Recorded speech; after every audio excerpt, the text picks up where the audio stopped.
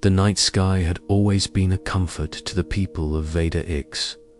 Traders marked the constellations to chart their routes. Lovers whispered beneath them. Soldiers on late watch let their eyes drift upward, imagining terror itself as a distant glimmer. But one night, the stars began to dim.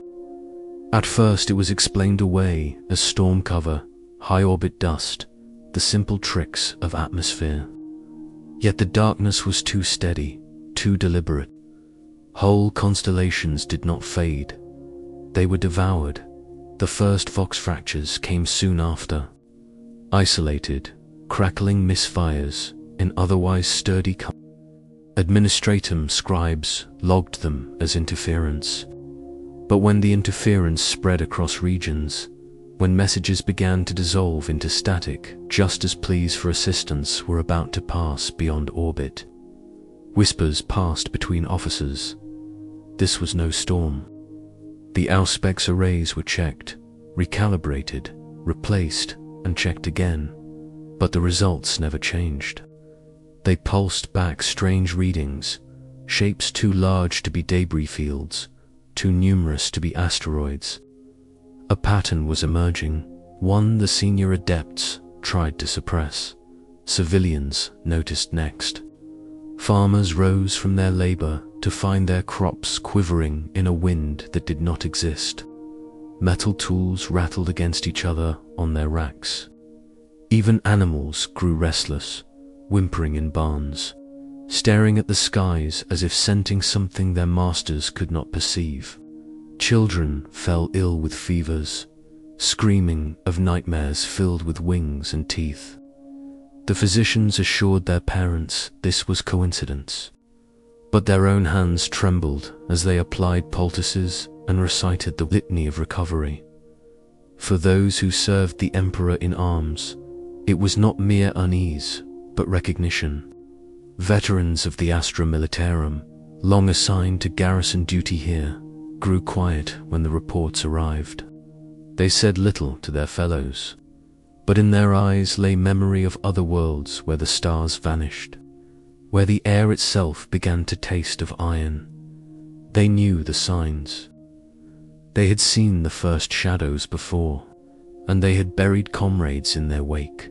The planetary governor, Lord Halvik, convened a council to address the unrest. He stood tall in his hall of polished stone, his breastplate glinting with the sigil of the Imperial Aquila. His words carried authority, but those close enough to listen could hear the slight break in his voice as he spoke of unusual astronomical disturbances. He promised order would prevail. He promised the Astra Militarum and the orbital batteries would ensure safety. He promised, above all, that the Emperor's light could not be dimmed. Yet even as he spoke, an unsteady hum began to ripple beneath the flagstones.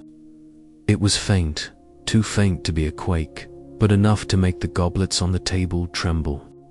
The council members fell silent.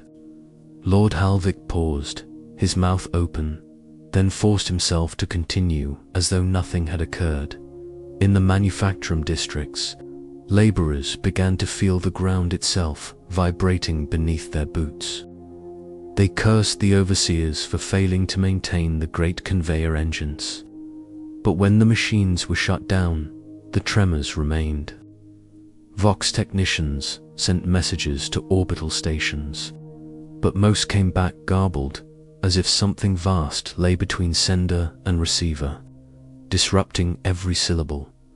On the world's coasts, the ocean began to change. Fishermen hauling nets found them coated in strange filaments, organic strands that writhed faintly before dissolving into sludge.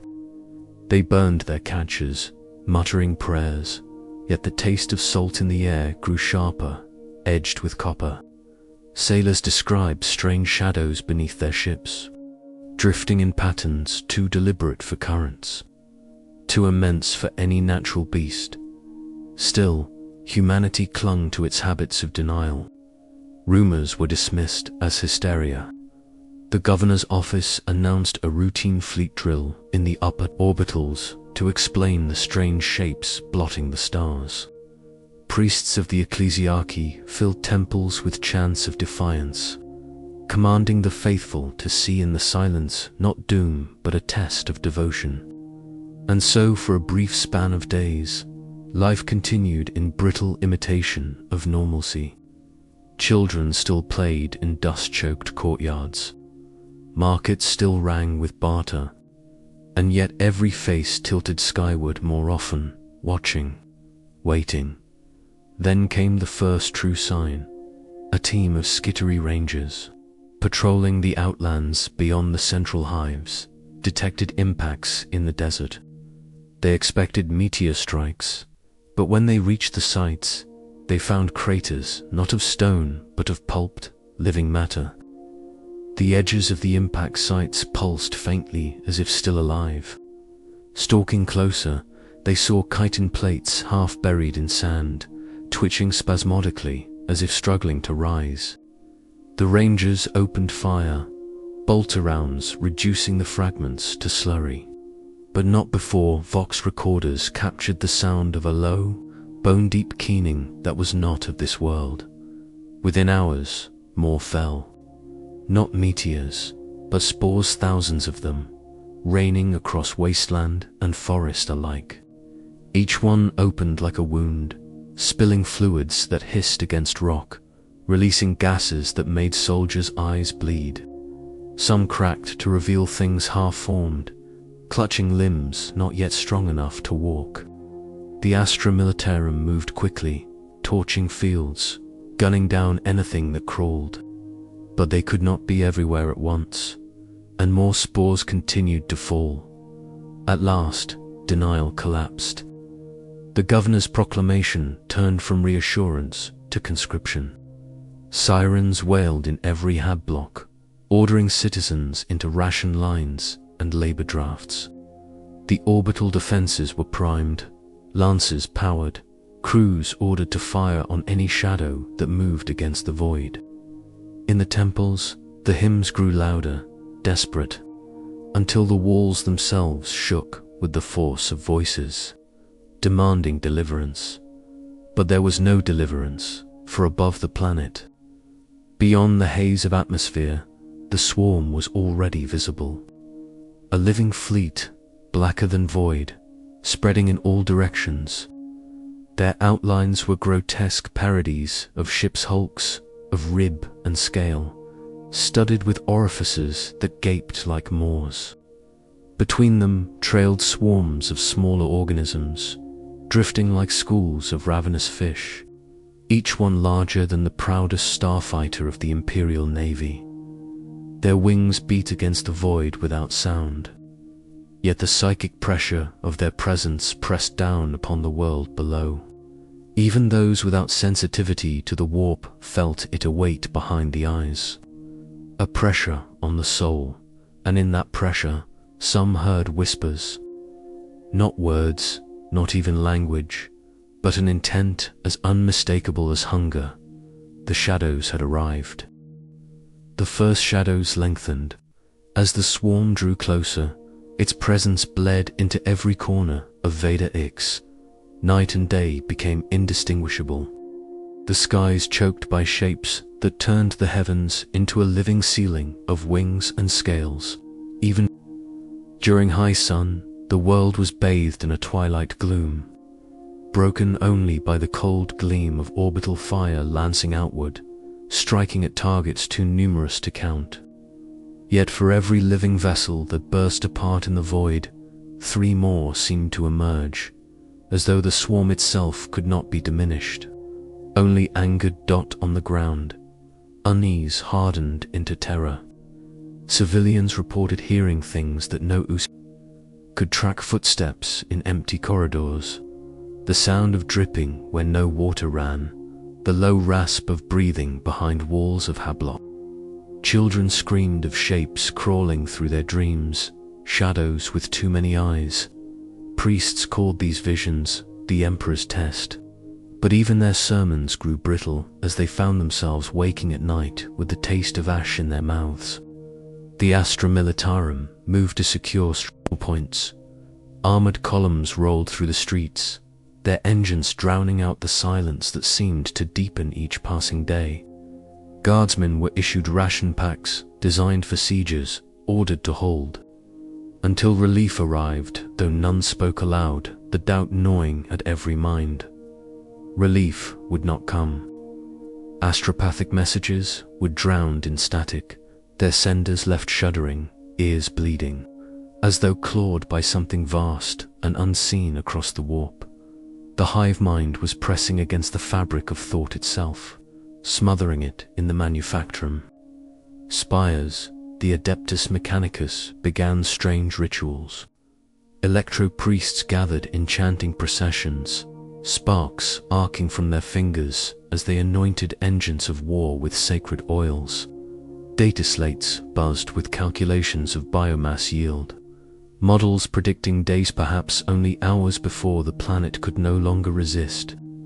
The Magos Dominus spoke of probabilities, of vectors, of grim mathematics. Yet in the pauses between their words, their vox grills crackled with a static almost like fear. The first battles were not fought against the creatures themselves, but against their spores. They fell like rain, hammering the ground in tens of thousands, cratering streets, puncturing roofs, turning farmland into bubbling mire. Each spore released clouds of organisms, some no larger than gnats, others the size of a man's arm, each driven by a singular instinct to gnaw, to sting, to infest. Guardsmen fought with flamers, turning whole districts into infernos just to cleanse a single block of infestation. Civilians barricaded their doors, only to find the spores seeping through vents, clinging to their lungs. The air itself was becoming poison. On the coastlines, the oceans revolted. Waves frothed with organisms swimming beneath, turning waters black with scale and teeth. Fishermen who once braved storms now set fire to their own ships, to prevent them from being dragged down by tendrils that lashed out of the depths. The smell of salt was gone, replaced by the stench of decay and promethium, and still, the swarm drew closer. Aboard the orbital defense platforms, commanders screamed for more ammunition. Lances overheated, macro cannons thundered, torpedoes burned through the void. Each kill was cheered, each victory fleeting. But against the endless tide, the gunners began to falter. They saw too much, too quickly, the immensity of the living fleet pressing against their fragile stations. Some whispered that the hive mind was watching them, gazing through the void directly into their thoughts. A handful broke completely, tearing off their helmets, clawing their eyes until nothing remained but bloodied sockets, crying that they could no longer bear the gaze. The shadows did not simply blot out the sky, they pressed inward, into the marrow of every soul. And in that pressure, a grim certainty took root. This was not war in any human sense. No diplomacy, no surrender, no stalemate. There was no banner to tear down, no leader to assassinate, no city to capture for leverage. There was only hunger, advancing step by step, waiting to swallow everything. One evening, as curfew sirens blared across the capital hive, the governor himself stood upon the highest balcony of his palace, gazing upward. He saw the sky not as a governor, but as a man, a father, a son, a fragile creature born of flesh. He whispered something none around him could hear, words lost to the wind, before turning back inside to compose a decree that ordered every man, woman, and child of Vader the Ninth into service. Not to live, but to buy time. And still the stars vanished, one by one. The first shadows had come to rest, and the world began to understand that its heartbeat was already slowing. The first landings were not heralded by sound, but by silence. The sky, long heavy with drifting spores, ruptured with shapes so immense they blotted out the last of the light. They did not descend like ships. There was no grace in their fall. They plunged like spears, slamming into soil and rock with force enough to shatter buildings miles away. Dust storms rose across the horizon, and in the choking haze, the ground itself began to move. At first, soldiers thought these were impacts only. Craters boiling with ichor, strange roots unfurling into the air, spines jutting outward like barricades made of bone. But then the shapes began to rise. Gaunt silhouettes crawled from the muck, limbs unfolding like knives, eyes glowing with a hunger older than the stars. The first lasgun volleys tore into them, dropping dozens. For a heartbeat, men cheered. Then they saw the bodies shift, reconnect, crawl forward, still bleeding, still screaming, and behind them came more, always more. The Astra Militarum held their ground as they had been trained, forming firing lines, pouring loss beams into the advancing tide. Carmesais shouted litanies, their voices raw, promising that the Emperor's gaze was upon them. Heavy bolters roared, missiles shrieked overhead, the earth became a furnace of smoke and blood. But the Tyranids did not break. They swarmed over the trenches, their claws tearing through flak armor as if it were parchment. Men disappeared beneath a tide of limbs, their cries cut short by teeth sinking into throats. The scent of it spread quickly. Burning promethium, charred chitin, the copper temps of blooded atmosphere of slaughter that clung to every breath. Civilians who had not reached the shelters found themselves caught in the open, their screams carrying through ruined streets. Some fled toward the soldiers, desperate for protection, only to be cut down alongside them.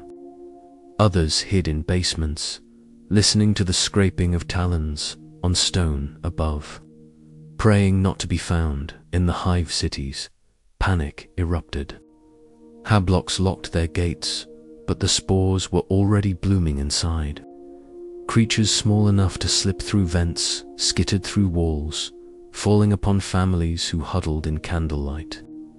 Arbite's patrols fought block by block, their shotguns echoing in steel corridors. But for every corridor cleared, 2 more fell. Priests filled the cathedrals, raising their voices higher until the chanting drowned out the screams. They promised salvation, but even the most faithful felt it, that cold pressure on the soul, the psychic weight of the hive mind pressing down, smothering prayer itself. By the second night, the world was aflame. Manufacturing districts became battlegrounds where Scuri clashed with bioconstructs that mimicked machines of war creatures with cannon barrels for mouths, firing streams of acid that melted steel.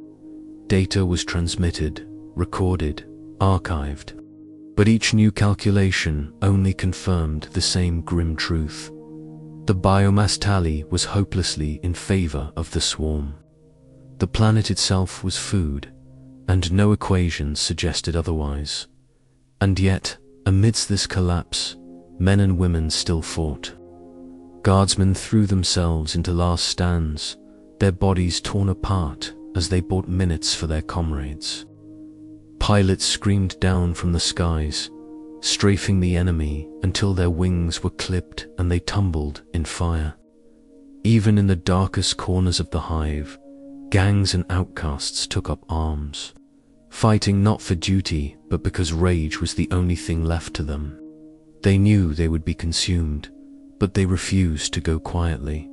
Somewhere deep beneath the capital, an astropath still struggled, eyes blind and body broken, to push a final plea for aid through the storm of psychic static.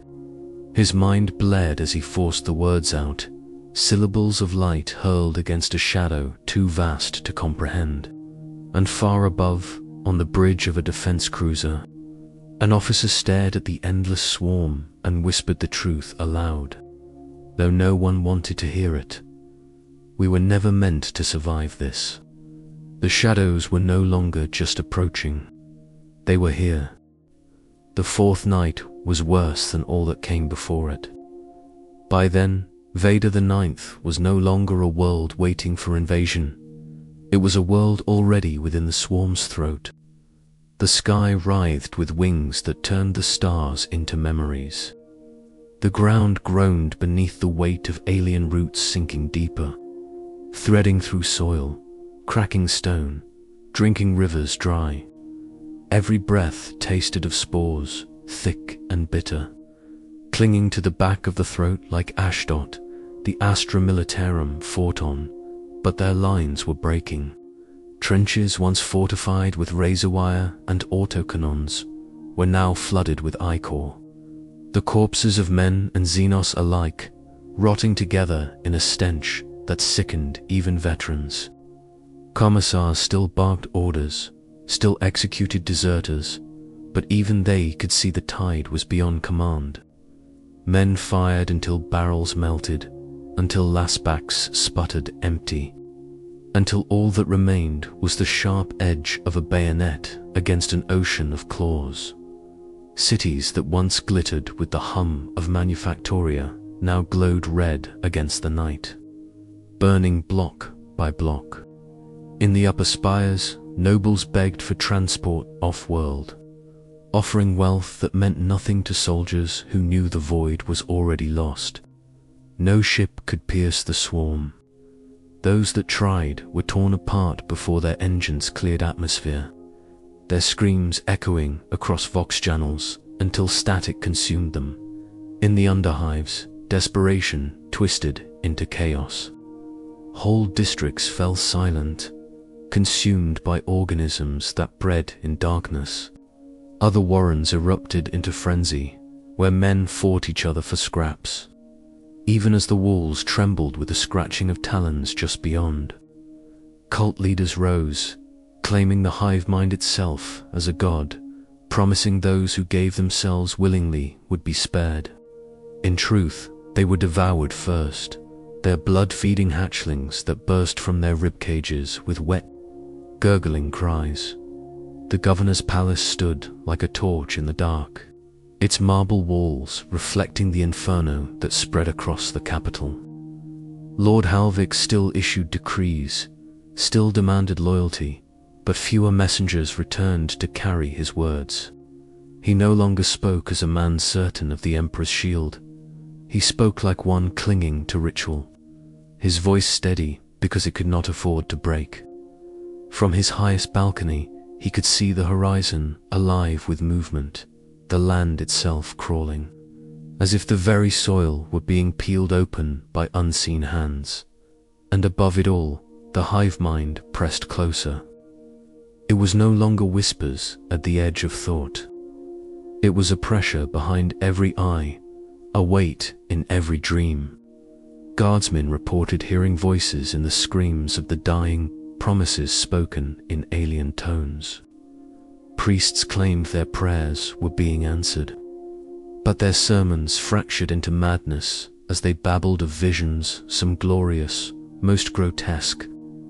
The faithful knelt together, chanting louder, yet the sound seemed only to feed the storm. By dawn, if such a thing could still be called dawn, the swarm surged. Tyranid beasts poured into the capital itself, their claws carving through walls of steelcrete, their screeches echoing through streets lined with fire. The defenders fought until ammunition was gone, until their arms trembled from swinging blades, until their lungs burned with smoke. And still they fought. The first shadows had become the only reality. The planet no longer belonged to its people, it belonged to hunger. And as the sun struggled to rise over the smoke-clogged horizon, what little light it cast revealed not hope, but the endless tide still coming. For every creature slain, 100 more advanced. For every barricade raised, 1,000 claws tore it down. The truth settled over Vader the Ninth like ash.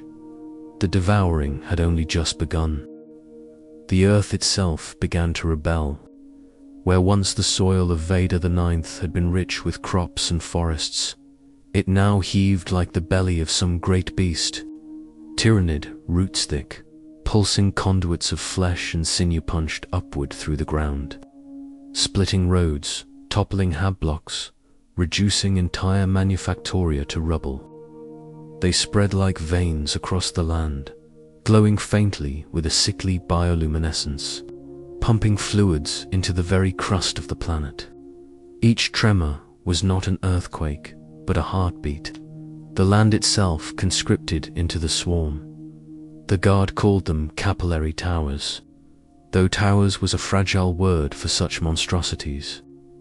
They rose kilometers into the sky, swollen with the biomass of everything they consumed, and from their open maws spewed spore clouds thick enough to blot out light. To stand beneath one was to feel the weight of a second atmosphere descending a humid, choking shroud laced with organisms no human microscope could ever hope to name. Breathing, it was death. And yet, for the swarm, it was life. Each exhale carried new seeds, new claws, new mouths to feed the endless advance. The oceans fared no better. What once carried ships now boiled with feeder tentacles, vast as Promethean rigs, dragging the depths into frenzy. Fish, already twisted by spore infection, burst from the waves in droves. Their bodies warped into eyeless predators with need. Beaches became graveyards, tides rolling in not with sea foam, but with a slurry of blood and bone. Coastal settlements burned themselves in defiance, flames licking the sky, only to be drowned in ichor as the swarm's creatures surged inland. The air thickened. Spores drifted in curtains, so dense they turned lamps into faint glows, eyes into streaming wounds. The smell was impossible to escape, acidic, sweet, metallic. Every inhalation carried a reminder that the atmosphere was no longer the Emperor's gift. But the Tyranids' pilots struggled in this soup, their wings frosting with alien growths, their engines coughing until they sputtered and died. Crashed craft littered the plains, torn open not by impact, but by organisms that devoured their hulls like carrion beetles. Amidst this unmaking, the Astra Militarum still fought. They set their lines at the capillary towers, knowing these things were the arteries of the swarm. Basilisk artillery belched shell after shell, tearing chunks of glistening meat into the air. The towers shrieked when they were struck, as if alive, and for a moment, hope flickered. But for each tower felled, another rose. The ground itself convulsed, splitting open to birth a new one, faster than the guard could destroy. Entire regiments were buried alive beneath rising flesh, their cries lost as the soil closed above them like a mouth swallowing its prey, and still they fought. Flame tanks rolled through choking streets, burning entire districts down to charred skeletons of steel just to deny biomass to the swarm. Valkyries skimmed low, disgorging squads who planted melter charges at the bases of towers, before being torn apart by creatures that dropped from the skies like living bombs. The war was no longer about victory, it was about denial. Every body burned, every tower scorched, was one less morsel for the hive fleet. It was the war of the starving, and humanity had nothing left to give but its own flesh. In the capital, the governor's last decree was read aloud through cracked vox horns, his voice weary, fraying at the edges. This world is not to be surrendered. If it cannot be held, it will be denied. Let every street burn before it feeds the swarm. Let every citizen stand as torch and blade. If we are to be devoured, let us leave nothing for the maw. And the people obeyed. Civilians filled with desperate courage armed themselves with makeshift Promethean bombs, hurling their own lives into the swarm's path. Manufacturing workers, denied weapons, turned their machines into traps. Engines overloaded until they exploded in gouts of fire that consumed attackers and defenders alike. Even children carried torches into the streets, their small hands clutching fire as the only gift they could still give. The devouring ground was no battlefield, it was a funeral pyre. A planet's own body twisted into something alien, while its people tore themselves apart in a last act of defiance. The swarm consumed, and humanity burned itself down to embers rather than be eaten whole. And above it all, the capillary towers swayed, groaning like organs in a vast body. Their song was not music, but hunger, echoing across every ruined street, every flooded trench. They drank oceans, drained rivers, and stretched higher toward the void, feeding the hive ships that circled like carrion, birds in the darkened heavens. The ground was no longer Vader Ix, it was Tyranid. The swarm did not march, it flowed. From horizon to horizon, the Tyranid masses moved as one organism, a carpet of limbs and maws and armored shells.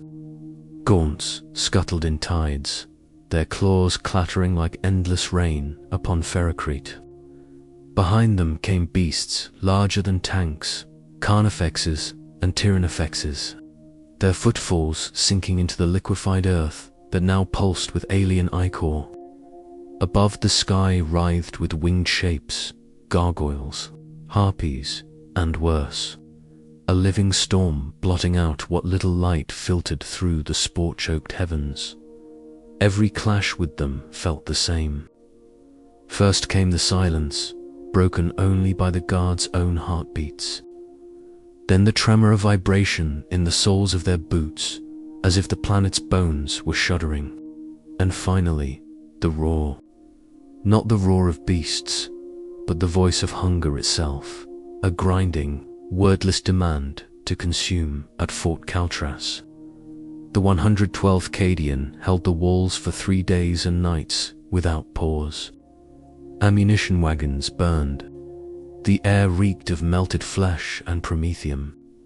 The bastion's voxnet crackled with half-coherent orders. Officers screaming at their men to stand, to fire, to die where they stood if need be. Basilisks fired until their barrels warped red-hot, then turned into makeshift rams when the walls collapsed. Guardsmen who could no longer lift their las guns hurled themselves bodily into the gaps, buying seconds at the cost of their lives. But seconds mattered little against the swarm. When the bastion finally fell, the Tyranids did not simply break through.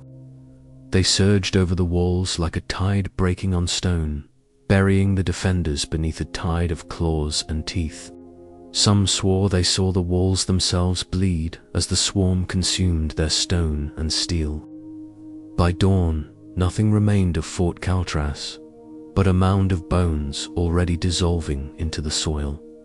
Elsewhere, the death was slower. Whole agri-settlements were swallowed without a shot fired.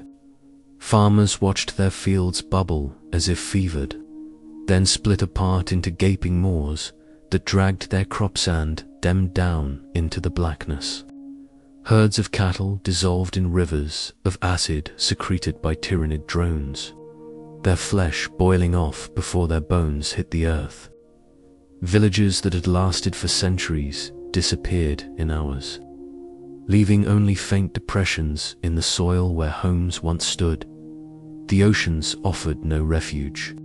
Naval convoys, desperate to retreat or at least ferry civilians away, found themselves hunted beneath the waves.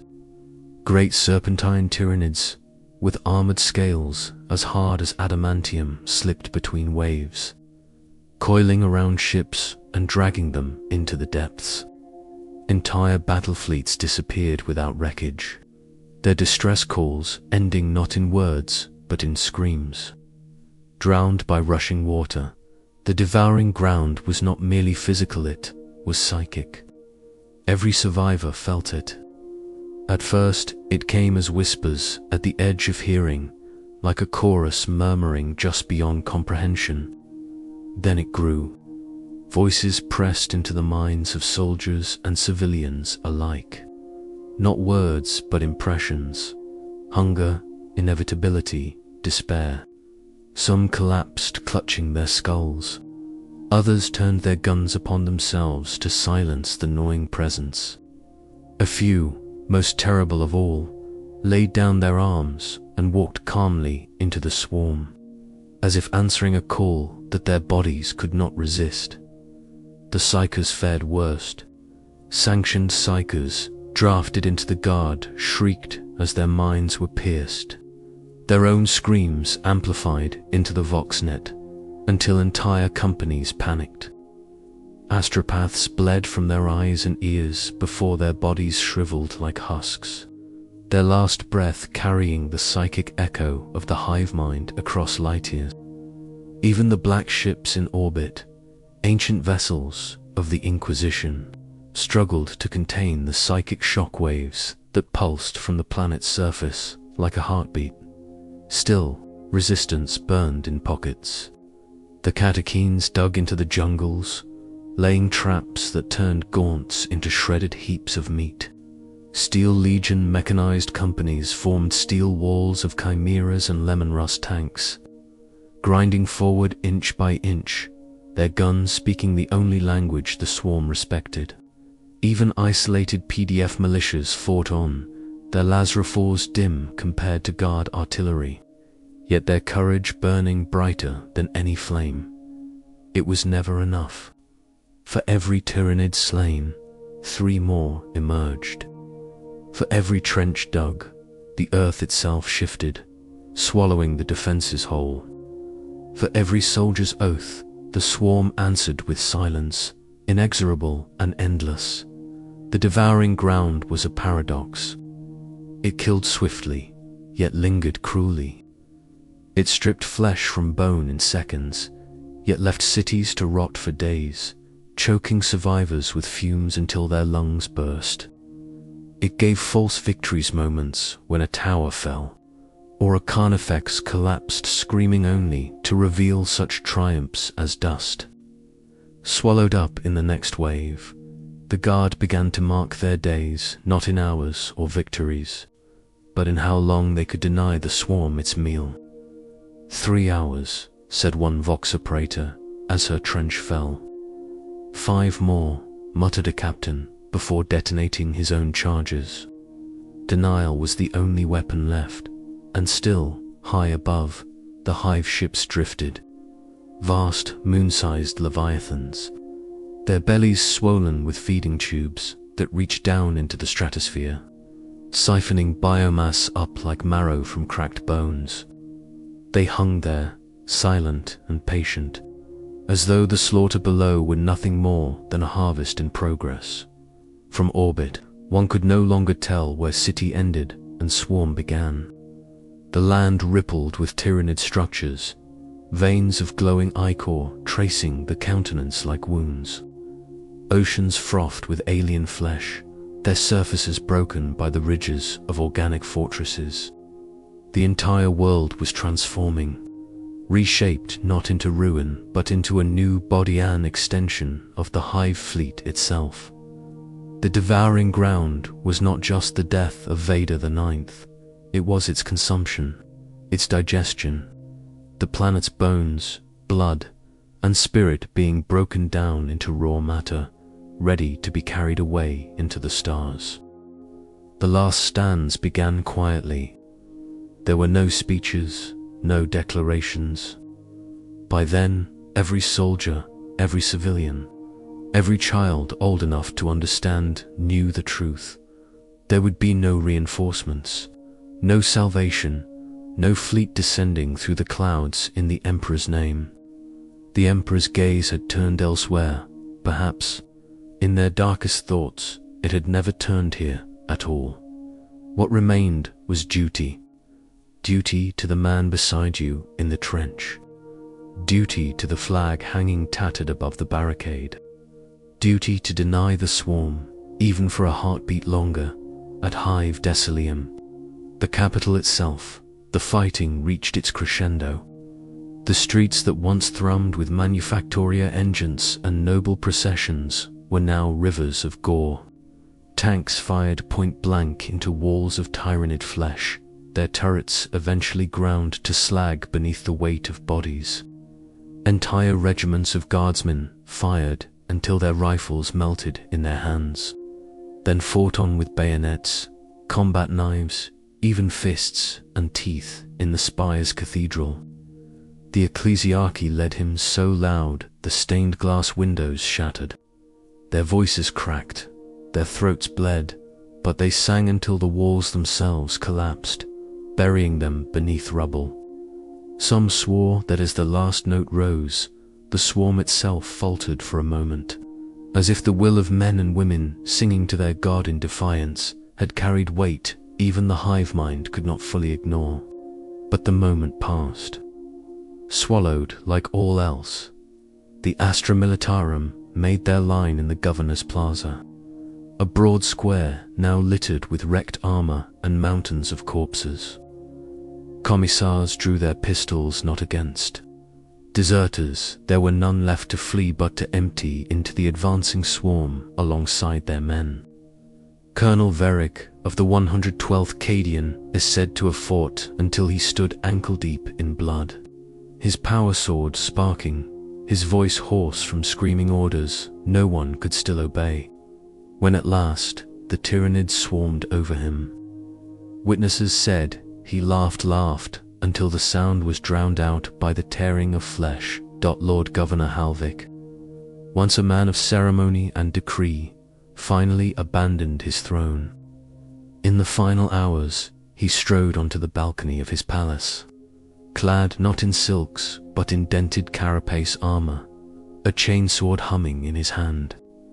To the astonishment of those few who still drew breath, he leaped into the fray.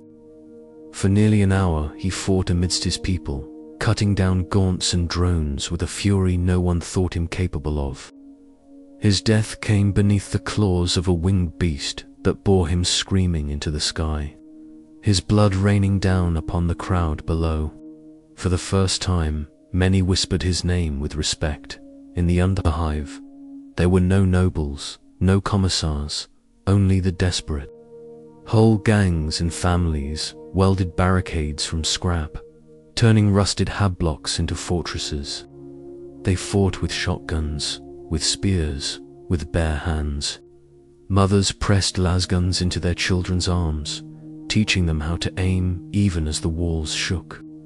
When the Tyranids finally burst through, the Underhive did not fall silently. It erupted into a cacophony of fire, screaming, and defiance that raged for hours before it, too, was swallowed. Everywhere, the pattern was the same: defiance, collapse, silence, and above it all, the hive mind pressed closer. The psychic presence was no longer a whisper, no longer a weight. It was everything. It filled lungs and veins, filled the marrow of every bone. It was inescapable, suffocating. Those still living could no longer tell where their thoughts ended and the hive mind began. Some guardsmen clutched their heads, shrieking prayers, only to feel their mouths move in alien syllables they could not understand. The end came not with a bang, but with a long, drowning silence. When the last gun fell silent, when the last shout was cut short, when the last barricade collapsed beneath the tide, Vader the Ninth ceased to be a world of men. It was biomass. The hive ships descended lower, their maws opening like planetary wounds. Tendrils of flesh and chitin extended into the atmosphere, latching on to the earth itself. Cities cracked as their foundations were pulled upward, entire continents buckled as the ships drank deep. Oceans boiled into steam that rose into the bellies of the leviathans. Forests, corpses, steel, bone, even stone all dissolved, all consumed from orbit. The transformation was undeniable. Vader X, once green and blue, now writhed in shades of black and crimson. Its continents pulsed with alien veins, glowing faintly like embers in a dying fire. Its seas were gone, replaced with fleshy plains and spore-filled basins. The planet was no longer a world. It was food, and then silence. True silence. No vox calls, no hymns, no last stands. Only the slow, methodical sucking of marrow from the planet's bones. The hive fleet turned, swollen with its feast, and prepared to move on. In the void beyond, astropaths across the sector clutched their temples as a psychic scream echoed outward. The death cry of Vader X. Some fainted. Some died instantly. A few wept, whispering the same phrase again and again. The feast is not ended. The feast has only begun. So ended Vader X. Not with a story of heroes, not with a promise of rescue, but with the truth the galaxy already knew.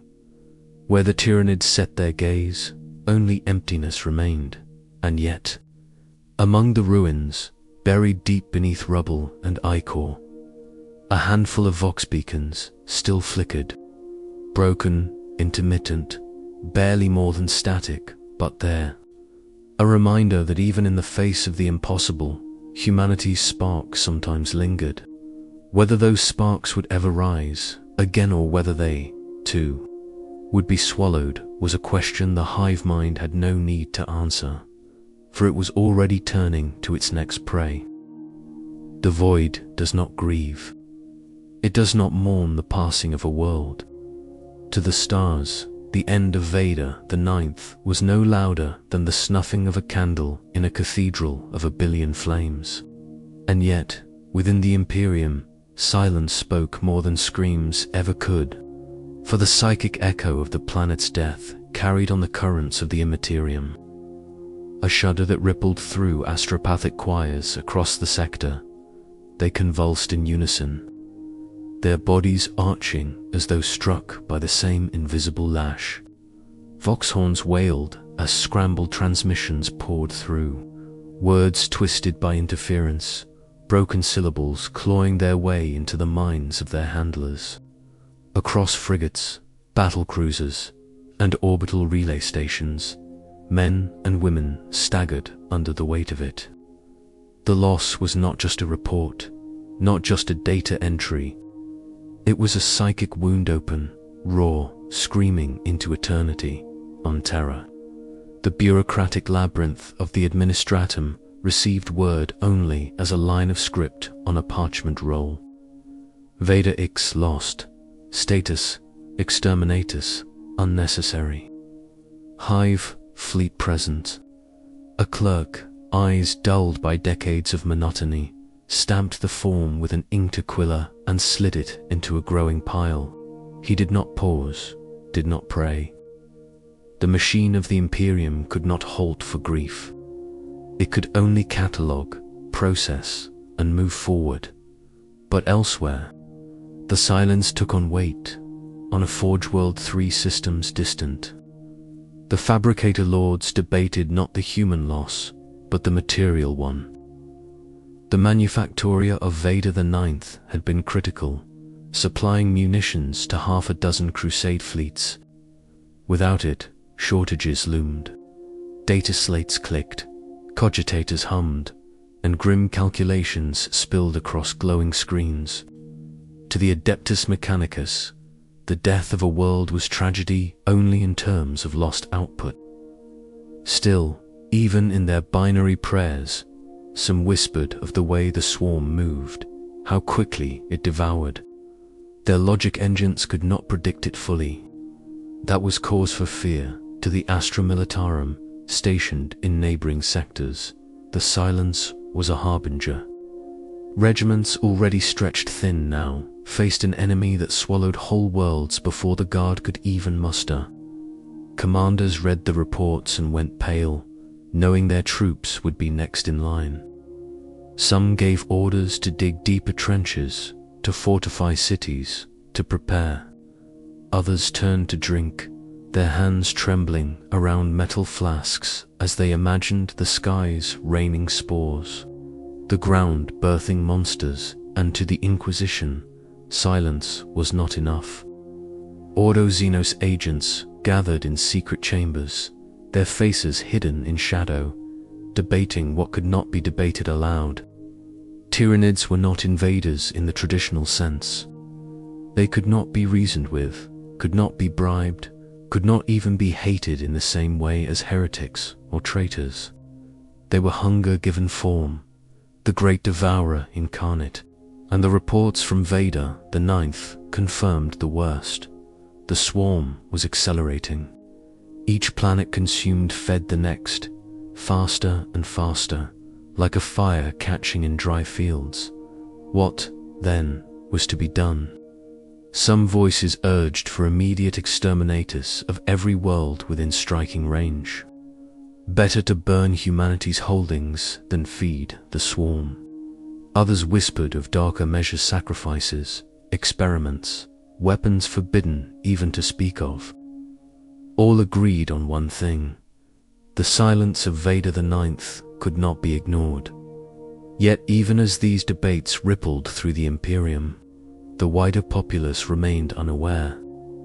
For the common citizen, the fall of a world light years distant was an abstract tragedy, if it reached their ears at all.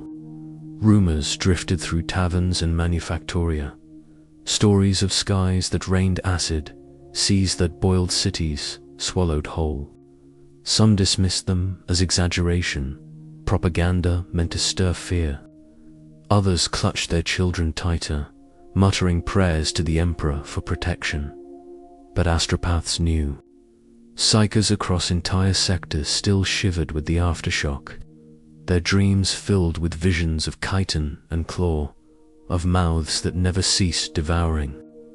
They spoke of the silence that followed, a silence that was not empty, but waiting, as though the swarm itself watched through their eyes, choosing where to strike next.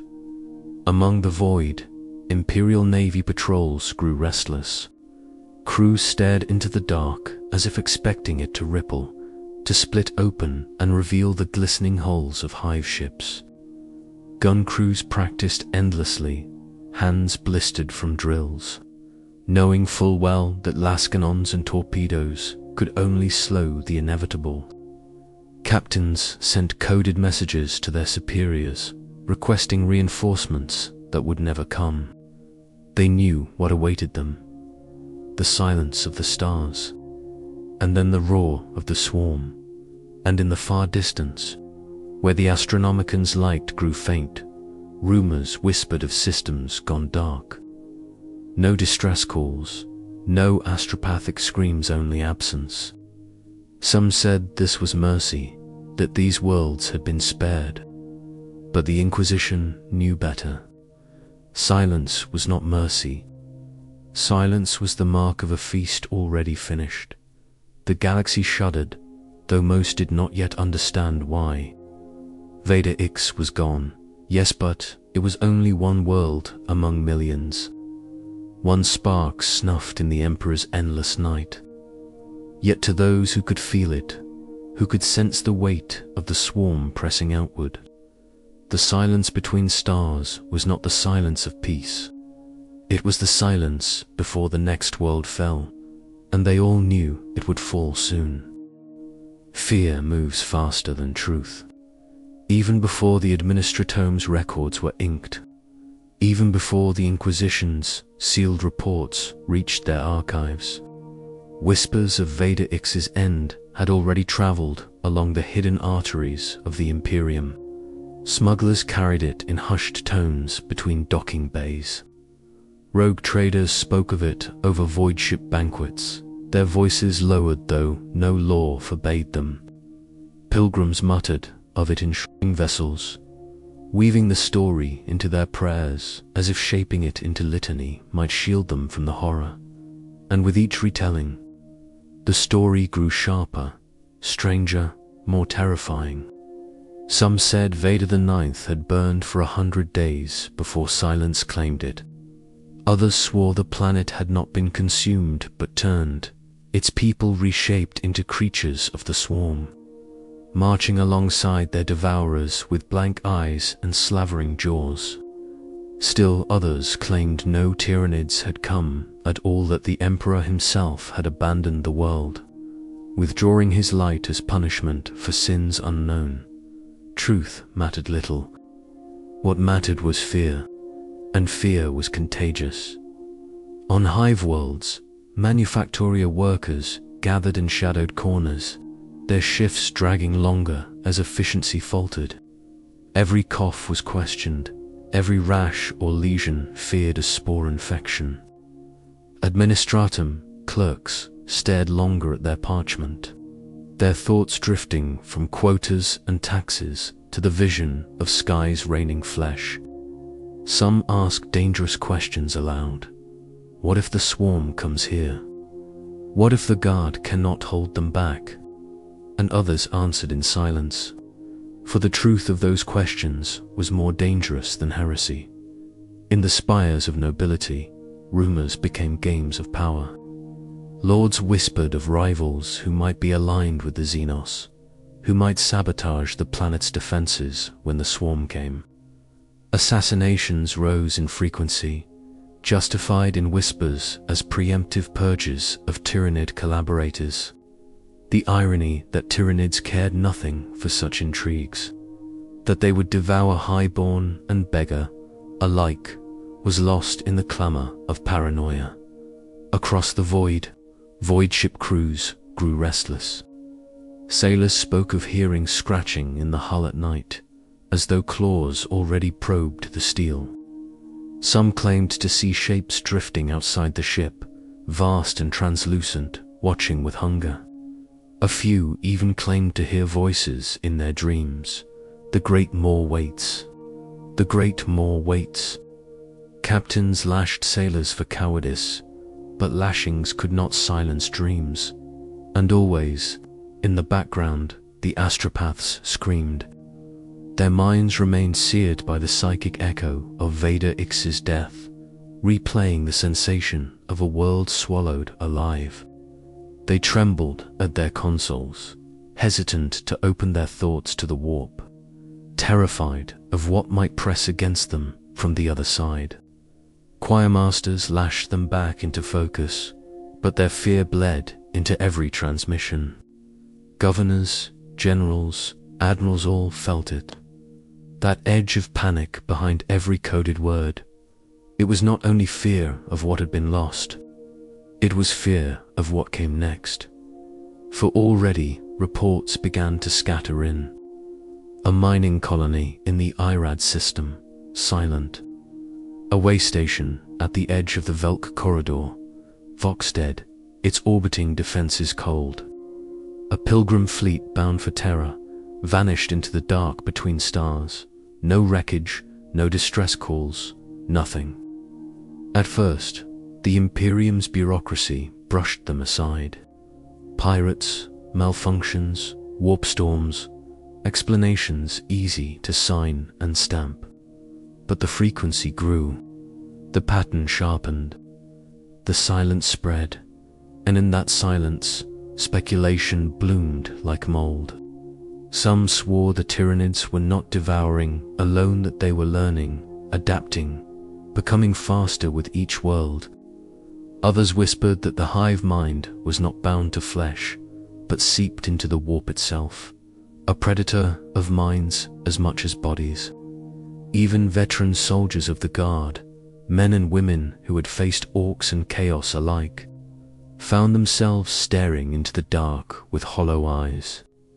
Wondering if they were already prey, the Ordo Xenos convened again, their conclaves strained with desperation. Some inquisitors pressed for exterminators' protocols across every frontier world. Their arguments cold but simple, better ash than biomass. Others argued for bolstering defenses, for holding the line and proving the Imperium could resist the hunger.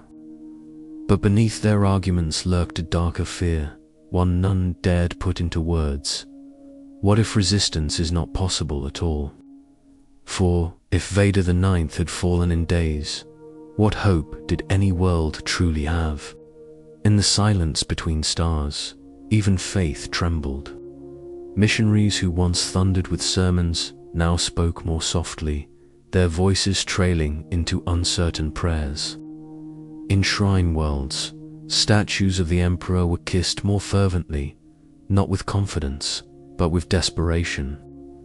Priests told their flocks that the great Devourer was merely another test, another trial of fire to prove humanity's worth. But their eyes betrayed them when they spoke, flickering with the same dread that haunted the common man. The silence spread. It was not only the absence of sound, but the presence of waiting. Waiting for the next scream, waiting for the next world to vanish, waiting for the shadow in the stars to grow larger. And as the Imperium waited, the Tyranids did not, for in the gulf of space, hive ships already drifted closer to their next prey. The first sighting came from a listening post adrift on the edge of the Velk corridor. It was a lonely station, little more than a cluster of vox masts and auspex arrays orbiting a barren moon. Its crew numbered fewer than 50, men and women sentenced to exile for petty crimes or bureaucratic failures. Their punishment was silence, the endless hum of machines and the slow crawl of duty. That silence was broken at first. The auspex returned, flicker-static echoes, gravitational ripples that suggested passing debris. The crew muttered of comets, of wandering asteroids. But then the ripples multiplied, sharpened, aligned. They moved with purpose. A technician traced the patterns across her slate and felt her breath catch. This was no random drift. This was a formation, and it was closing fast. The Voxmaster sent the first alert, his voice breaking as he whispered the words no one wished to hear. Contact with unidentified fleet, organic mass detected. By the time the report reached Sector Command, the listening post was already gone. Not destroyed in fire, not silenced by malfunctions, simply gone. No debris field, no signal. Only the echo of its last transmission, repeated endlessly by automated relays. Organic mass detected. Organic mass detected. Within days, new reports streamed in. Merchant vessels went dark along the Gath Run. A Navy patrol frigate, the Iron Edict, reported contact with living vessels. Spore cloud interference, extreme biological weaponry. The Vox cut out mid-scream. When recovery ships arrived, they found only fragment hull plates slick with acid, void suits drifting empty. Their helmets caved in as though crushed by unseen jaws. The silence cracked on hive worlds. The whispers grew louder, sharper. Citizens no longer asked what if, they asked when. Panic spread through the underhives, where rumors always found their strongest roots. Men and women began hoarding food, stealing promethium, building crude shelters in the dark. Some cults declared the swarm to be divine judgment, painting their bodies with ichor-like dyes and chanting hymns to the Devourer. Arbites cracked down with batons and shotguns, but their presence only confirmed what the people already knew. Something was coming in the spires. The nobility packed their void yachts with treasure, bribing docking masters for passage off-world. Administratum, scribes reported record spikes in falsified travel permits, entire dynasties vanishing into the warp under assumed names. For every noble who fled, thousands of laborers were left behind, chained to manufacturia quotas that now doubled in desperation. The machines of war must not falter, even if the men who built them trembled.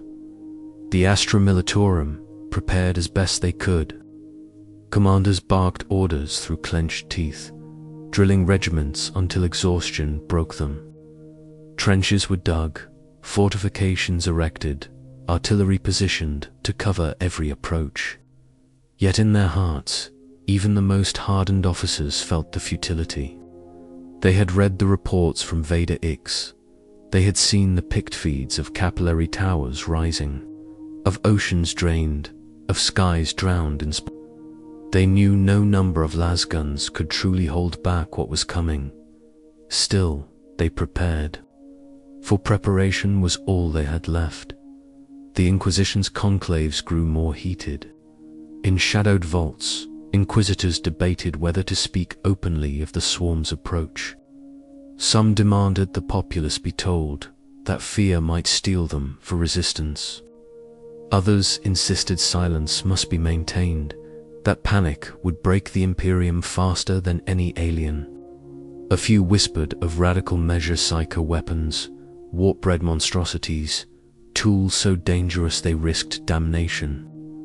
Better damnation than annihilation, they argued. The schisms widened, blades hovered close to throats, and the astropaths knew. For as the hive ships approached, their psychic song grew louder. Not words, not thoughts, but pressure, a tidal wave of hunger that crushed against their minds. Choirs collapsed mid-chant, blood streaming from their eyes and ears. Some clawed at their own skulls, shrieking that the swarm was already inside, gnawing from within. In some sectors, entire choirs fell silent, their minds burned out like candles in a gale. The Navy sighted them next. Not just flickers or shadows, but forms vast, glistening hulls of living flesh, shaped like leviathans and krokens from humanity's most primal nightmares. They moved with grace unnatural to their size, slipping between stars as though space itself bent to their hunger. Spores trailed behind them, glowing like sickly constellations. The first engagement was swift. A task force of 3 cruisers and 6 escorts intercepted the swarm at the edge of the Cero's belt. For 6 hours, the void was lit with fire. Macro cannon shells ripped through carapace. Lance batteries burned holes in chitinous hides. Torpedoes detonated in waves of acid green flame. But the swarm did not break. The void itself seemed to thicken, clouded with spore mist and writhing organisms that latched onto ship hulls, gnawing through armor like rust-made flesh. Boarding organisms crashed through airlocks, tearing through steel as though it were paper. 6 hours later, the task force was gone. Vox relays caught fragments of the final moments. Screams, prayers, the sound of steel groaning as hulls were torn apart. The last words came from the captain of the flagship, his voice hoarse, defiant, breaking into static as he roared, "We are not prey. We are not." The silence after was heavier than any words. By then, it was undeniable. The Tyranids had come again. Another world would fall, and soon, and in the dark between stars, the Imperium understood a terrible truth. Vader the Ninth had not been the end. It had been the beginning. The first world to face them was Tarsis Ultima. It was not a backwater, nor a forgotten colony. Tarsus was a jewel of its sector, a thriving agri-world whose endless plains fed millions on nearby hives. Its skies were wide and blue, its oceans deep and rich, its fields stretching farther than the eye could see. It was a world of life, and that made it valuable. That made it prey. The warning reached a planetary governor 3 weeks before the swarm arrived. 3 weeks, barely a heartbeat in the machinery of the Imperium. But to Tarsus, it was the difference between denial and despair. The governor ordered conscription rolls expanded, pressed farmers into the PDF, dug trenches, where once there were irrigation canals. Manufactoria that had built plows now hammered out bayonets and lasgun parts. Children who had known only harvest songs were given flak armor, 2 sizes too large, and told to stand in line. Above the planet, the Navy gathered, 5 cruisers, a dozen escorts, and an orbital defense ring that had never fired in anger.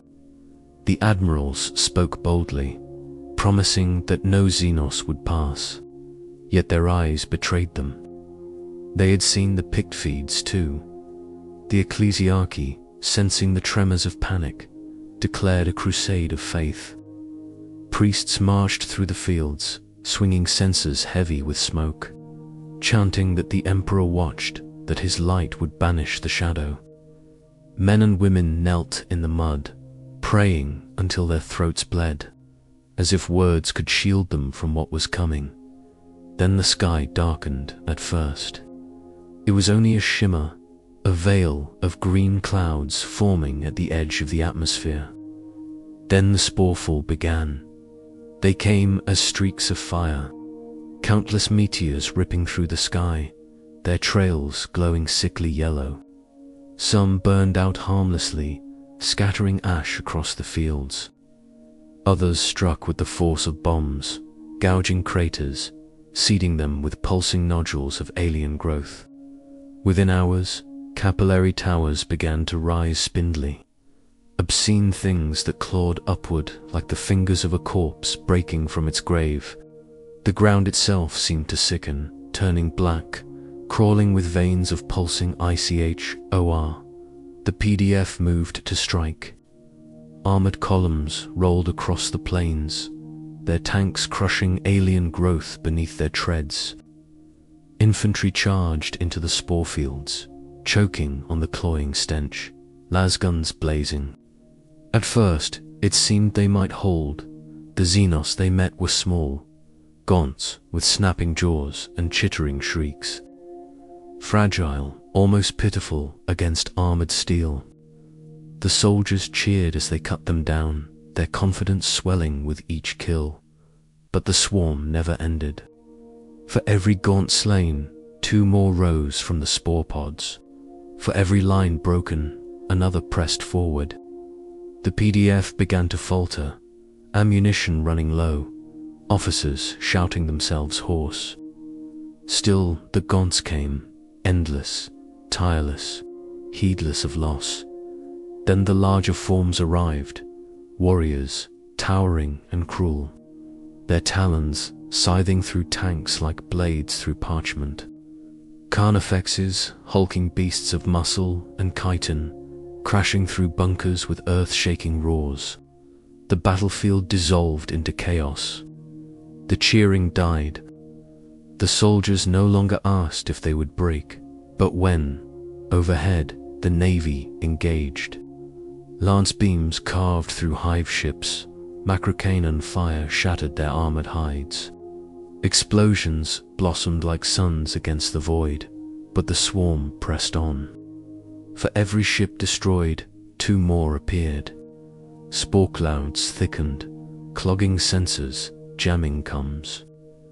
Boarding organisms clamped onto hulls, disgorging tides of claws and teeth into the corridors. Entire decks fell silent within minutes. The void became a graveyard of drifting wrecks, their hulls bristling with alien growth, their crews consumed. On the surface, the Imperial Guard arrived reinforcements from nearby systems, regiments hardened by war. They brought discipline, heavy armor, artillery that thundered day and night. For a time, they stabilized the lines. Basilisks roared, flattening entire waves of gaunts. Lemonruss squadrons cut swaths through the alien tide, their battle cannons pounding without pause. Guardsmen sang battle hymns, their voices hoarse but strong. But even they felt it. The inevitability. For every trench they dug, the swarm filled it with corpses.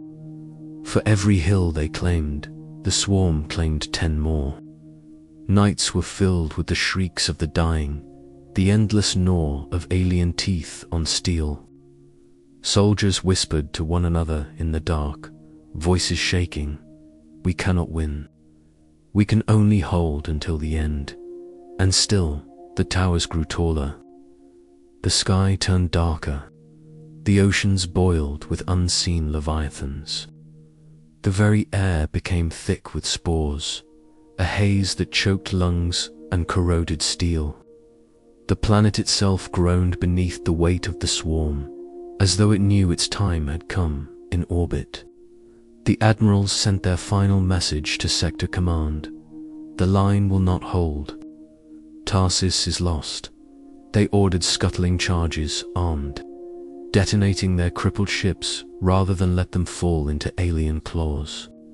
Fire blossomed across the void, beautiful and terrible.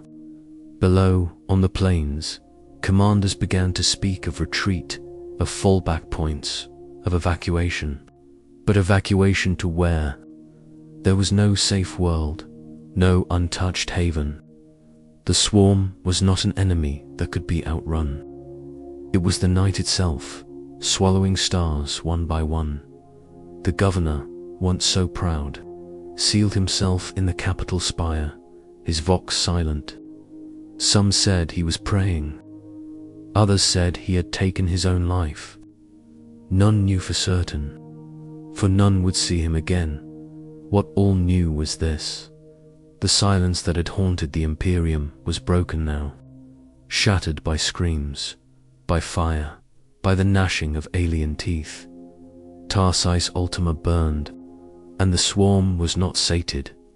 It never would be. Evacuation.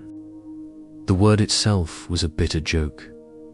Tarsis Ultima had no time, no ships, no safety left. What vessels it had were freighters and bulk haulers designed for grain, not refugees. The Astra Militarum requisitioned them anyway, herding civilians into cavernous holds meant for wheat and livestock. Families were separated in the rush, mothers screaming as children were pulled from their arms, fathers crushed beneath the press of thousands scrambling for a place. The priests shouted that the emperor would provide, but even their words broke beneath the tide of panic. The navy tried to shepherd the evacuation, but most of its ships were gone. Those that remained were crippled, their hulls torn open, their weapons spent. They took what transports they could, fleeing into the void with holds overflowing. Some made it to warp translation. Others were ripped apart before they left orbit, their screams lingering on the vox until static claimed them. On the surface, the Guard fought a holding action. Every district of every city became a fortress, every farmstead a redoubt. They fought not for victory, but for time minutes, hours, any breath they could buy for those still loading onto transports. Basilisks fired until their barrels glowed white. Chimera engines screamed as they ferried squads to collapsing lines. Commissars executed deserters without hesitation, their bolt pistols roaring over the din, their voices ragged as they demanded obedience to the last. Still, the swarm pressed closer. Capillary towers now loomed over every horizon, vast and leering, pulsing with the rhythm of an alien heart. Choked skies bled ichor.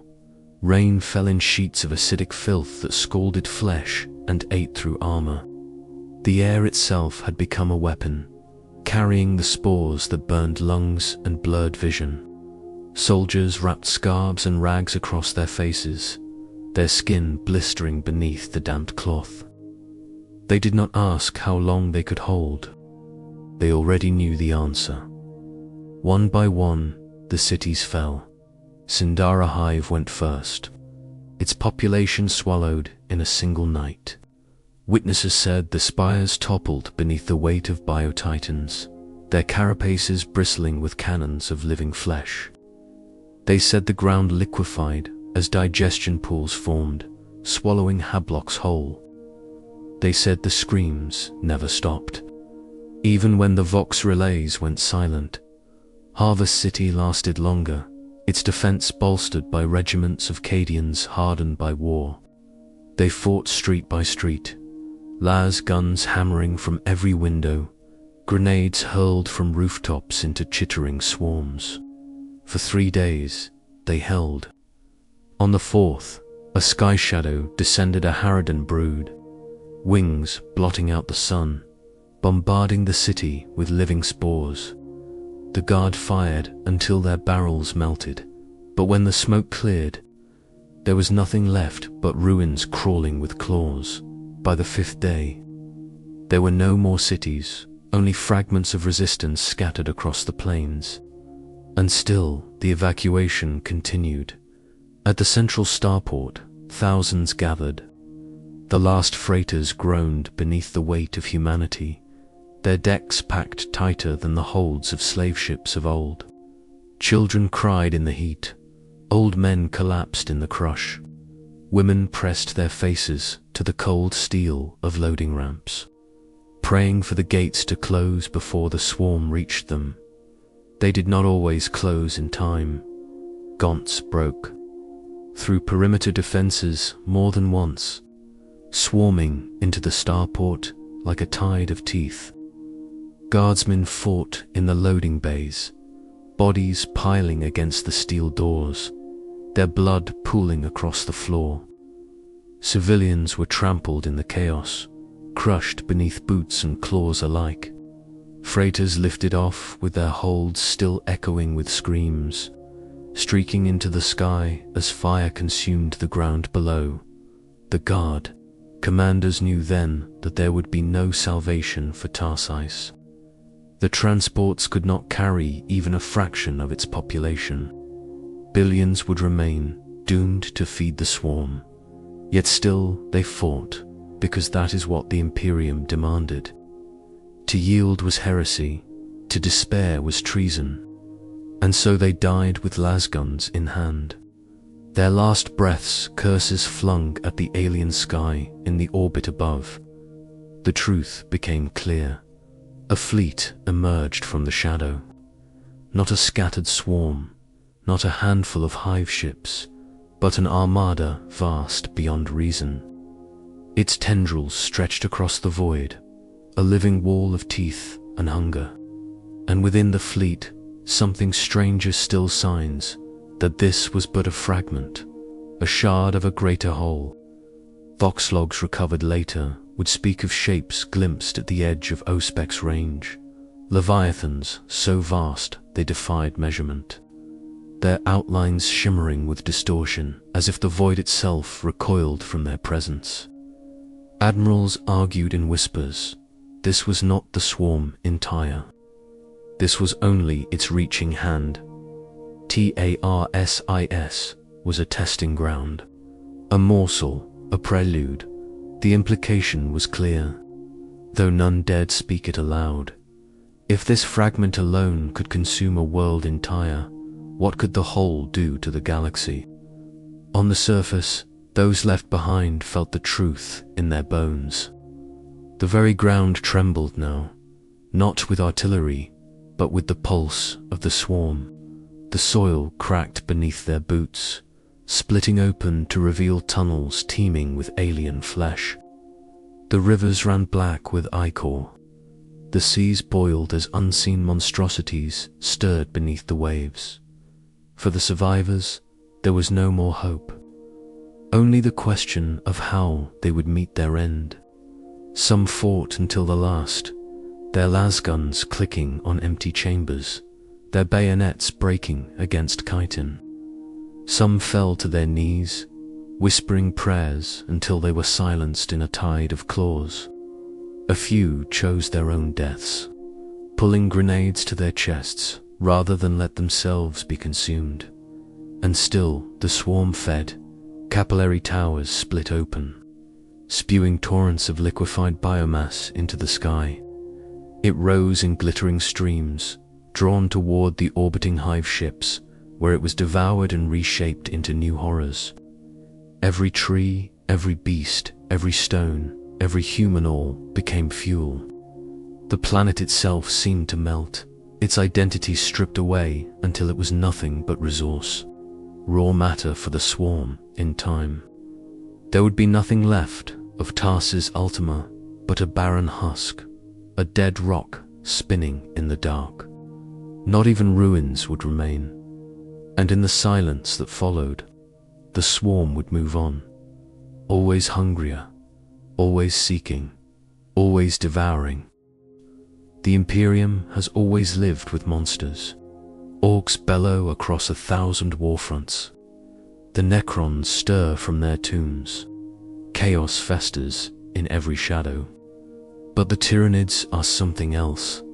When Tarsis Ultima fell silent, there was no defiance left, no monuments, no last-ditch rebellion written in blood. There was only absence, as though the world had never existed. And in the weeks that followed, as fragmentary astropathic cries reached Terra and the segmentum commands, whispers spread among the learned and the damned alike. They spoke not just of hunger, but of a presence and intellect vast and suffocating, one that had swallowed every mind of Tarsis as surely as it had consumed every body. The hive mind at first. It was only a term military shorthand for the coordination that commanders observed on the battlefield. No other explanation made sense. How else could creatures act as one, moving without hesitation, striking with uncanny precision, retreating not in panic but in perfect order? No vox, no signal, no chain of command, yet the swarm flowed like water around every obstacle, like breath itself filling every gap. But among the psychers, it was more than theory. They felt it. Reports spread from black ships and Scholastica Sicana outposts, sanctioned psychers, collapsing into seizures when the swarm drew near, their eyes bleeding, their voices torn raw by screams not their own. Astropaths fell silent, their souls snuffed like candles. Choirs that once filled the void with the Emperor's light were reduced to broken husks, their minds scorched by a shadow vast beyond measure. They called it the shadow in the warp, not a storm, not a distortion, but a suffocating veil. Where it spread, communication died. Where it lingered, psychers went mad. The most faithful described it as standing in a cathedral where every hymn had ceased, where even prayer could not reach. Others whispered it was like drowning, their thoughts submerged in an alien ocean with no surface. No air. On the front lines, guardsmen spoke of a pressure behind the eyes, a constant weight pressing against the skull. Nightmares haunted even the strongest, dreams filled with teeth and chittering whispers. They woke to find themselves screaming, their voices raw, their hearts hammering as though chased by something unseen. And in those moments, they swore they felt it a vast and watching presence, indifferent but inexorable, turning its gaze upon them for just an instant before drifting on to greater prey. The Magi, ever hungry for understanding, dissected what fragments they could recover. Gaunt corpses were hauled into dissecting bays, their limbs restrained by chains thick as a man's torso. Autopsies revealed structures unlike anything natural, neural nodes not bound to the creature itself, but seemingly attuned to something beyond, like vox beacons, tuned to a signal not of this galaxy. No organ for independent will, no trace of instinct beyond the kill. They were, the Magi concluded, not individuals at all. They were cells of something larger. Rumors spread that the hive mind was not merely a coordinating presence, but a will vast enough to rival the chaos gods themselves. Some whispered it was a god of hunger, birthed in another galaxy and drawn to ours like a predator to blood. Others insisted it was worse, that it was no god, no entity at all, but a natural force. A will not born of spirit or Daemon fire, but of evolution itself. A will that did not corrupt or bargain or tempt, but consumed, because that was all it knew. The ecclesiarchy, alarmed by such talk, declared the hive mind a test of faith. Its shadow was said to be a void where the emperor's light burned brightest, a place where only the truly faithful would endure. Priests marched across worlds untouched by the swarm, warning the people that prayer alone would shield their souls from the silence. Yet even they faltered when their sermons were interrupted by psychers writhing in seizures, their tongues babbling alien words no human mouth should form. And behind closed doors, inquisitors debated a darker possibility. What if the hive mind was not merely vast, but infinite? What if the swarms that reached the galaxy were not the sum, but only the fringes, probing tendrils of a being too immense to comprehend? Some argued it was impossible, that no intelligence could be so large, no will so vast. Others replied that impossibility meant nothing when one could watch entire worlds vanish in days. There were stories, half denied, half denied, of psychers who touched the edge of that shadow and lived. Broken men and women, their minds shattered, their bodies racked by tremors. They spoke in fragments, in whispers, of an endless hunger stretching across stars, of voices that were not voices, countless and one, speaking in a chorus of need, of eyes without number staring through the void, seeking, always seeking. Most of these wretches were put to the torch as tainted, their words marked as heresy. But others were taken quietly by the Ordo Xenos, hidden in vaults where their ramblings were studied in secret. For if there was truth in their words, then the Tyranids were not just a plague. They were an answer to a question humanity had never dared to ask. What lies beyond our galaxy? And the answer was simple. Hunger, pure, unrelenting, eternal hunger. On the worlds near Tarsis, the people felt that truth in their marrow. Even when the swarm passed on, even when the skies cleared and the stars returned, the silence lingered. No astropath could sing without shuddering. No dream passed without shadow. It was as though the hive mind had left a wound in the fabric of the void, and it would never truly heal. The Imperium called for reinforcements, for purges, for crusades of steel and fire. But some whispered that it was already too late. The swarm was here. The shadow had fallen, and the hive mind's breath would not stop until it had scoured the galaxy clean. The Imperium does not learn easily. Its memory is built on ossified dogma, its innovation shackled by fear of heresy.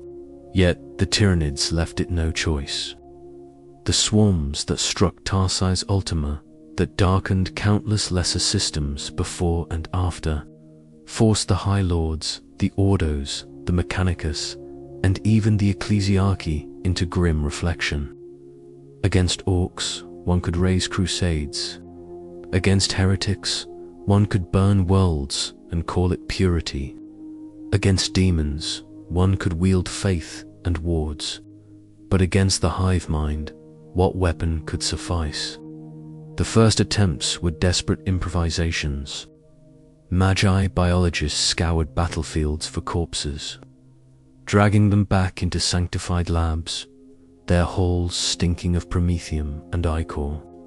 They cut the creatures open, mapping alien flesh like cartographers, mapping uncharted stars. Reports described creatures with redundant organs, each layered into function, their physiology grown, not built. Everything they found was horrifyingly efficient. A Tyranid had no waste, no luxury, no soul to exploit. Every cell existed to serve. Some magi whispered of opportunity. They claimed that by studying the Tyranids, by grafting fragments of their biology, humanity might unlock new strength. that their bone scaffolds could fortify armor, that their neural nodes could refine machine spirits, that their regenerative tissues could prolong human life.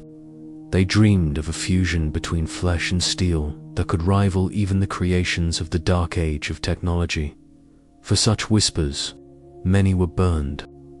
The Inquisition tolerated only so much before purging laboratories, silencing voices, and declaring entire research cohorts excommunicate. Yet behind the purges, there were others inquisitors who gathered samples not to destroy, but to hide. Vaults beneath Ordo Xenos fortresses filled with dissected carapaces, claws, and brainstems suspended in nutrient tanks. For the Tyranids had proven something undeniable. To face them, humanity would have to adapt. The Psychers fared worse. The hive mind's breath scoured them, reduced them to broken shells. Yet even in that suffering, the Imperium sought weapons. Choirs were chained together, their screams studied as they collapsed beneath the shadow in the warp. Adepts catalogued which patterns of prayer, which wards, which psychic mantras delayed the breaking point by seconds or minutes. Whole lives were spent for data measured in heartbeats. There were rumors never confirmed, never denied, of black experiments beneath the Scholastica Psychana, of psychers bound into iron cages, exposed deliberately to the hive mind's shadow. Their torment recorded until their hearts burst or their skulls split. The survivors, if any, were no longer human in thought or voice.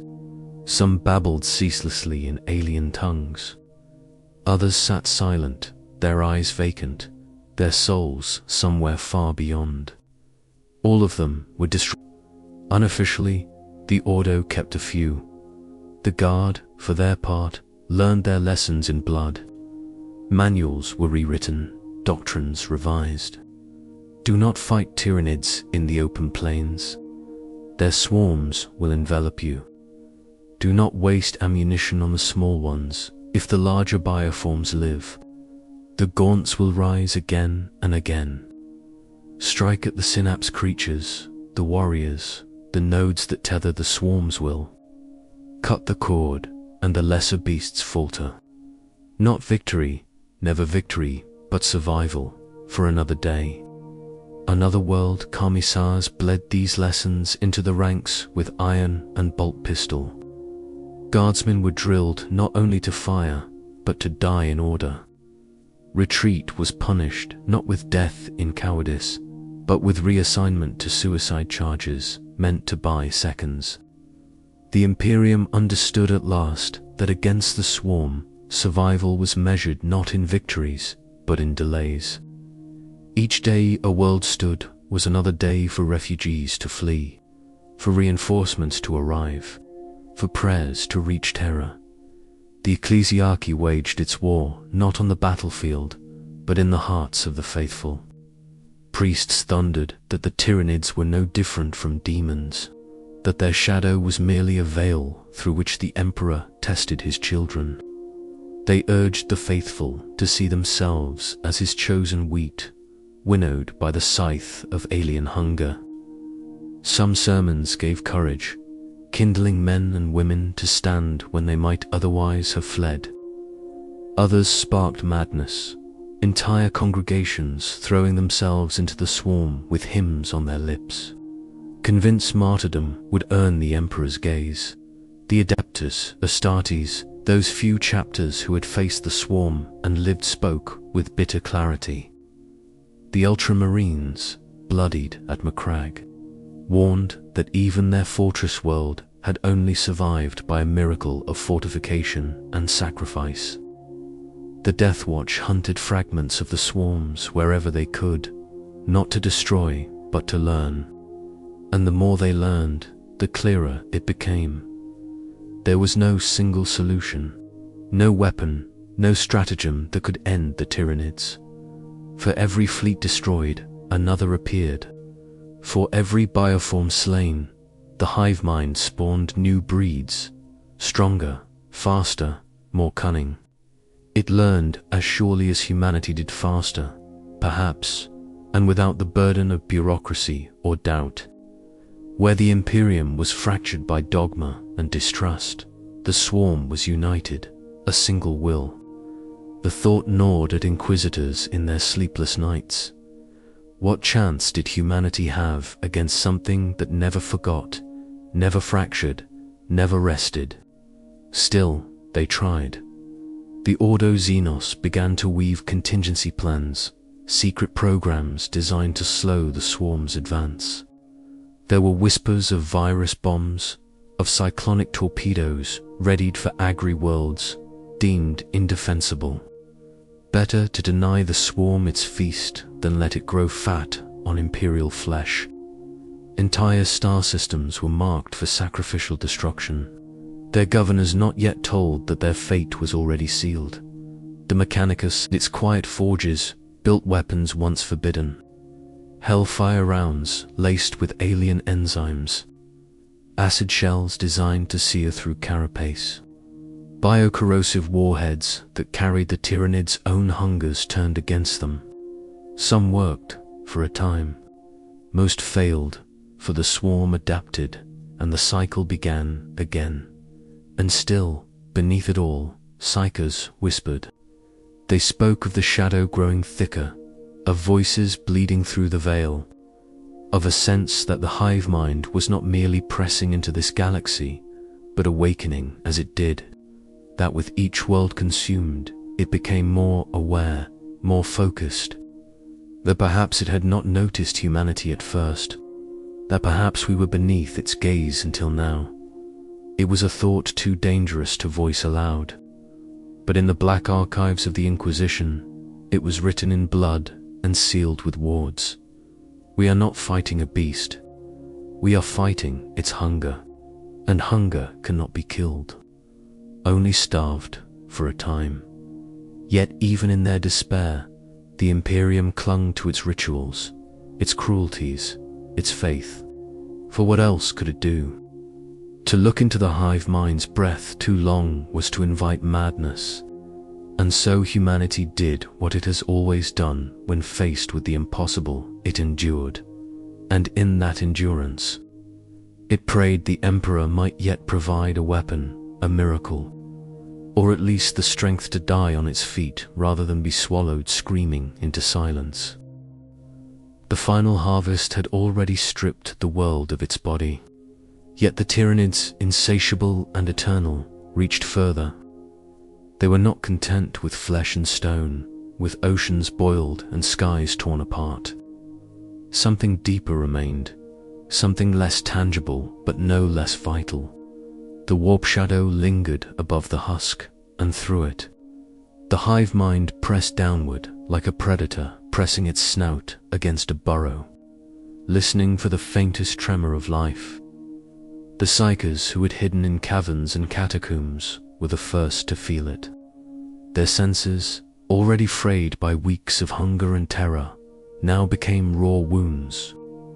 The hive mind's attention was not a single thought, but a tidal crush, a gravity of awareness that bent and broke all who brushed against it. For the surviving astropaths, their minds flared like candles in a storm, brief beacons that were swiftly extinguished. Some tried to resist, clutching at the Emperor's name, whispering fragments of litany even as their voices cracked.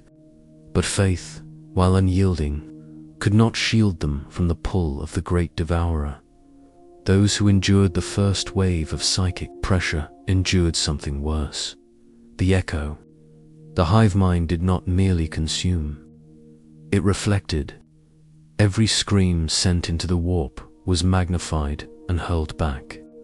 A chorus of despair layered upon itself until mortals could no longer tell which wail belonged to them and which to countless others being stripped across the galaxy. The effect was madness, pure and absolute. Whole pockets of resistance disintegrated, not under claws or teeth, but under the unbearable sound of their own terror given voice by something unimaginably vast. Rumors spread in the dark, whispered by lips that bled from constant prayer, Some said the echoes were tests, that the hive mind sought to taste fear before it fed upon the last scraps of synaptic resistance. Others said the Emperor's light, faint though it was, bent the hive mind back upon itself, forcing the alien to listen to the horror it sowed. And there were others too afraid to speak above a whisper, who claimed the echoes were not alien at all. They said these were the voices of every world already consumed, layered and replayed as a warning of what awaited. The Astra Militarum, remnant 70 soldiers clinging to a hab complex basement, heard the echoes as clearly as cannon fire. Veterans, scarred men and women who had faced orcs and heretics, wept openly. Their commander, a grizzled lieutenant whose medals had long since tarnished, could not silence them.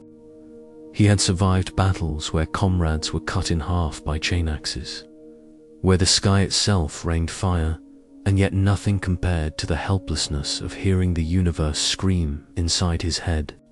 He tried once, in a moment of grim resolve, to order an execution of their psyker, a boy scarcely older than 16 who had been pressed into service. But when the boy begged not with words, but with thoughts, his voice projected directly into the lieutenant's mind, the commander dropped his sidearm. There was no fighting what reached from the void dot above. The hive ships did not stir restlessly. They hung motionless, their forms silhouetted against the dim ember of a dying sun.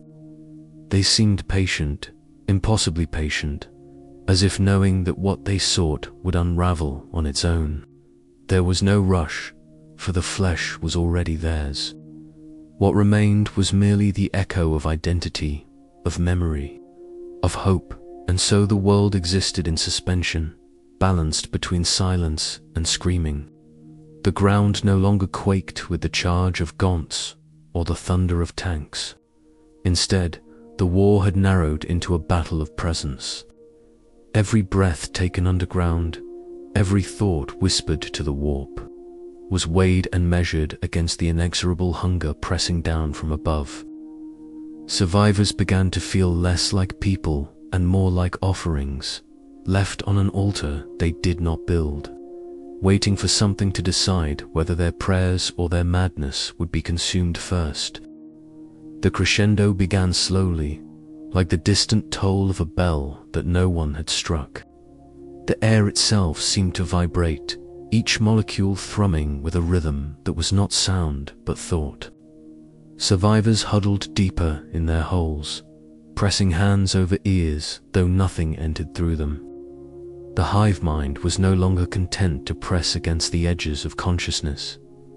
It began to sing. It was not music, not truly. There was no melody, no harmony, only vastness. Each note was a presence, each vibration a command. The echo became chorus, and within it mortals heard fragments of their own lives twisted into alien cadence. A mother heard her child's first cry, repeated in tones that did not belong to lungs. A priest heard his own voice reciting liturgy, warped until it became blasphemy. Soldiers heard the bark of Lasphia, replayed in perfect rhythm, each shot a heartbeat, counting down towards silence. The boyska, the one the lieutenant could not kill, began to convulse. His eyes rolled white, and his mouth opened not in scream but in mimicry. The hive mind spoke through him without language, his throat producing sounds that should not have belonged to a human larynx. His body was nothing but a conduit now, a living vox grill. Some fell to their knees in horror, others in reverence, unable to tell whether the Emperor was testing them or the great Devourer had claimed him entirely. And still, above the sky remained unchanged. The hive ships drifted, patient as glaciers, their shadow unmoving. The silence of their stillness was worse than the chaos of their swarm. It suggested deliberation, that the hive mind, in its incomprehensible vastness, found it worth pausing to savor the unraveling of human will. The echoes grew sharper, and with them came visions. Not all shared the same. One woman, a hab worker who had survived by sheer luck, saw her husband alive again, beckoning from the shadows. She reached for him, and in the reaching walked straight into the nest of spore creatures waiting outside the shelter. Others swore they saw terror itself aflame, the golden throne collapsing in ash. Custodians scattered like insects before a tide of chitin. Some clutched these visions as truth, others dismissed them as lies. None could deny their vividness. The lieutenant began to change. His posture slackened, his eyes glazed. Those who had once looked to him for strength now found his silence unbearable. He had been a man of steel, forged in wars uncountable, yet the echo found fissures even in his iron will. He muttered to himself at first, half-heard fragments, names of regiments, numbers of lost comrades, scraps of prayer. But then the muttering grew louder, clearer, until he began addressing the hive mind itself. "Take it," he whispered, voice trembling. "Take it all, just leave them something." There was no answer, of course. Or perhaps the answer was already there, embedded in the pressure that smothered the planet's every thought. Some survivors tried to resist, not with prayer or weapon, but with story. They began to tell each other tales of their home before it had been marked, of the rivers that once glimmered beneath starlight, of the manufacturer's hum that had been more comfort than burden. They recited songs, half remembered, that spoke of heroes and saints. The words quavered in the air, fragile but defiant, and for a moment the echo shifted. The hive mind did not halt, but its reflection wavered. Human voices layered upon the psychic chorus, not drowned but piercing, as if the very act of remembering gave them weight. Yet resistance was not salvation. The boy psycher's body finally broke, collapsing in spasms, blood seeping from eyes and nose as the conduit snapped. The chorus did not stop with him. If anything, his death made it clearer that the hive mind had never needed him at all. He had merely been the first crack in a dam already fracturing. The crescendo climbed higher. Soon, it would not be echo but final note. And when it ended, there would be no more sound, no more memory, no more self. Only the still patience of a galaxy watching itself devour. The crescendo did not break like a storm. It sharpened, narrowed, until it became a single note drawn endlessly across the sinews of the world. Survivors clutched at their heads, not because of volume, but because of the unbearable clarity. This was not chaos, it was precision. The hive mind was no longer echoing fear back upon them. It was drawing the final thread, pulling every fragment of thought into itself. The lieutenant stood unmoving now, a statue carved from grief. His soldiers, broken around him, looked less like comrades and more like offerings laid in neat rows. One by one, their eyes glazed. Some smiled faintly, as if finally reunited with visions only they could see. Others wept soundlessly, tears tracking down dirt-caked cheeks. In the stillness, even despair lost its edge, softened into surrender. Above, the hive ships opened, not with thunder, not with spectacle, but with inevitability. Vast moors unfolded, tendrils reaching down, not to feed on flesh for that was already theirs, but to drink what lingered in the marrow of the planet itself. Oceans gone, forests gone, cities nothing but brittle bones of ferrocry tanned, yet something remained. Memory, faith, defiance. That was what the hive mind consumed now. It was not visible. Not in the way biomass was stripped, but it was felt. The story's survivors had tried to cling to faded mid-sentence, as if the words themselves were taken. A child who had hummed a lullaby could no longer recall the tune. A priest who had whispered a litany stumbled, his tongue forgetting syllables passed down for generations. Language itself began to fray, thought unraveled, and still the echo persisted. Only now it was quieter, not because it had diminished, but because it was closer to silence. Each scream, each prayer, each heartbeat fed into the vast mind above until all distinctions blurred. What had once been the voice of many became the voice of none. The hive mind's chorus collapsed into singularity, and in that collapse, the planet's soul was taken. No orbital bombardment had been needed. No final charge, no glorious last stand. The world had not burned, had been unmade. What remained was a husk, not just of stone and flesh, but of memory itself. The hive mind had eaten the silence, and silence was all that remained. Yet, in the warp, echoes travel farther than their origin. Astropaths in distant systems flinched in their cells, blood running from their ears, though no sound touched them. On the bridge of a void ship half a sector away, a navigator paused mid-course, hand trembling on the controls as a pressure like grief swept across her. In shrines lit only by candles, priests woke suddenly from dreamless sleep, their litanies faltering as they tasted despair that was not their own. Perhaps it was warning. Perhaps it was nothing but aftershock. Or perhaps the hive mind, in its vastness, did not care whether the universe heard its feast or not. But somewhere, deep within the endless darkness, mortals would remember the feeling.